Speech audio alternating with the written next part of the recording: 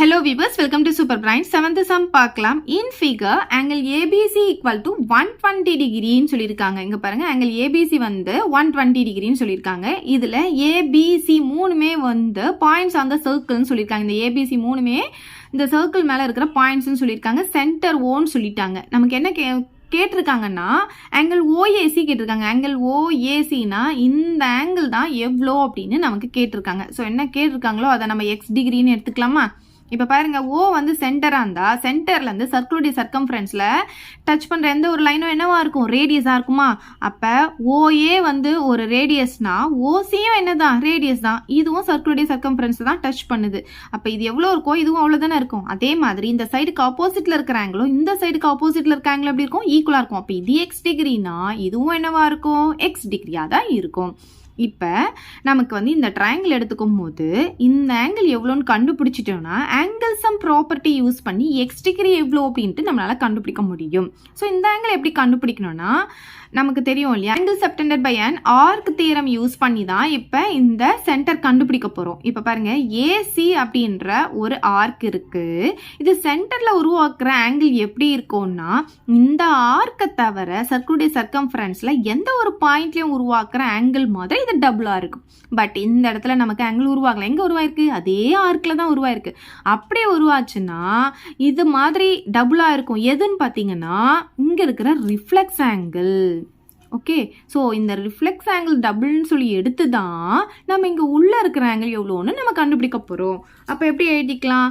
Reflex angle ஏஓசின்னு எழுதிக்கலாம். வெளியே இருக்கிறத எழுதணும்னா ரிஃப்ளெக்ஸ்ன்னு போட்டு தான் நீங்கள் எழுதணும். So reflex angle A O C equal to எதுக்கு இருக்கும்? 2 times ஆஃப் ஆங்கிள் ஏபிசிக்கு ஈக்குவலாக இருக்கும்.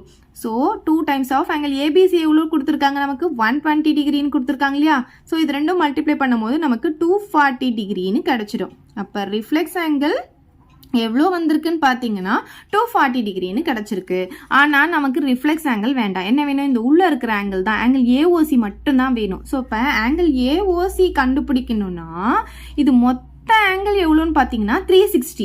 அப்போ இந்த வெளியே இருக்கிற ஆங்கிள் ரிஃப்ளெக்ஸ் ஆங்கிள் வந்து 240னா 360ல் 240 மைனஸ் பண்ணிட்டா இந்த ஏஓசி மட்டும் நமக்கு கிடைக்கும். ஆங்கிள் ஏஓசி மட்டும் கிடைக்கும். அப்போ என்ன பண்ணலாம்? 360லேருந்து இந்த 240 மைனஸ் பண்ணிக்கலாம். ஸோ மைனஸ் பண்ணால் என்ன ஆகும்? நமக்கு ஆங்கிள் ஏஓசி கிடச்சிடும். எவ்வளோ வரும்? 120 டிகிரி கிடச்சிடும். சரி, இப்போ ஆங்கிள் ஏஓசி கண்டுபிடிச்சிட்டுமா? இந்த ஆங்கிள் எவ்வளோன்னு தெரிஞ்சிருச்சு. அப்போ இந்த ட்ரையாங்கிள் எடுத்துக்கலாம். இன் ட்ரையாங்கிள் ஏஓசி எடுத்துக்கலாம். இன் ட்ரையாங்கிள் ஏஓசியில் பார்த்தீங்கன்னா நமக்கு ஓஏவும் ஓசியும் எப்படி இருக்கும்? ஈக்குவலாக இருக்கும். ஏன்னா அது ரெண்டுமே என்னது? ரேடியஸ். ஓகே, இது ரெண்டும் ஈக்குவல்னா இந்த ரெண்டு ஆங்கிளும் ஈக்குவல் தானே. அப்போ இந்த ஆங்கிள் நடுவில் வர மாதிரி எழுதணும்னா நடுவில் வர மாதிரி எழுதணும்னா ஓஏசி எழுதணும். ஸோ ஆங்கிள் ஓஏசி எதுக்கு ஈக்குவலாக இருக்கும்? ஆங்கிள் ஓசிஏக்கு ஈக்குவலாக இருக்கும். இப்போ எக்ஸ் டிகிரி அப்படின்னு எடுத்திருக்கோம். ஸோ இங்கே ரீசனில் என்ன எழுதணும்னா angles opposite to equal sides are equal அப்படின்னு எழுதிக்கலாம். ஓகே, இப்போ பாருங்க, இந்த ஆங்கிள் எக்ஸ் டிகிரி, இந்த ஆங்கிள் எக்ஸ் டிகிரி, இது நம்ம இப்போ கண்டுபிடிச்சிட்டோம் 120 டிகிரி. மூணுமே ஆட் பண்ணி ஈக்குவல் டு 180 டிகிரின்னு எழுதிக்கலாமா? So x degree plus x degree plus 120 degree equal to 180 degree. என்ன சென்ஸில் எழுதணும்? Angle some property.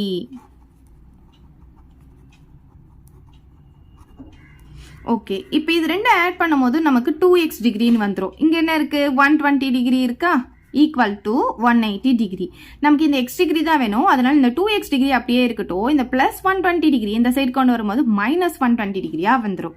அப்போ 2x டிகிரி என்ன கிடைக்குது? இதுலேருந்து இதை மைனஸ் பண்ணால் 60 டிகிரின்னு வந்துடும். நமக்கு எக்ஸ் டிகிரி தான் வேணும். ஸோ மல்டிப்ளேல இருக்க இந்த 2 இந்த சைடு வரும்போது என்ன ஆகும்? டிவைடில் வந்துடும். ஸோ 2 டேபிள் இதை கேன்சல் பண்ணிக்கிட்டா நமக்கு என்ன ஆகும்? 30 டிகிரின்னு கிடைக்கும். அப்போ எக்ஸ் டிகிரி என்ன கிடைக்குது? 30 டிகிரின்னு கிடைக்குது. ஆனால் நம்ம இப்படியே ஸ்டாப் பண்ணக்கூடாது. ஏன்னா கொஸ்டின் நமக்கு என்ன கேட்டிருக்காங்க? ஆங்கிள் ஓஏசின்னு கேட்டிருக்காங்க. ஓஏசியை தான் நம்ம எக்ஸ் டிகிரின்னு எடுத்திருக்கோம். So angle OAC equal to therefore angle OAC equal to 30 degree அப்படின்னு எழுதி இந்த சம்ம நம்ம முடிச்சுக்கலாம். அவ்வளவுதான் இந்த சம். இதை டவுட் இருந்தால் கமெண்ட் பண்ணுங்க. உங்க ஃப்ரெண்ட்ஸ்க்கு இந்த வீடியோ ஷேர் பண்ணுங்க. மறக்காம நம்ம சேனலை சப்ஸ்கிரைப் பண்ணிக்கோங்க. தேங்க்யூ. இந்த வீடியோ உங்களுக்கு பிடிச்சா லைக் பண்ணுங்க, ஷேர் பண்ணுங்க. இது வரைக்கும் நம்ம சேனலை சப்ஸ்கிரைப் பண்ணாதவங்க சப்ஸ்கிரைப் பண்ணிடுங்க. மறக்காம பக்கத்துல இருக்க பெல் பட்டனையும் பிரஸ் பண்ணிடுங்க.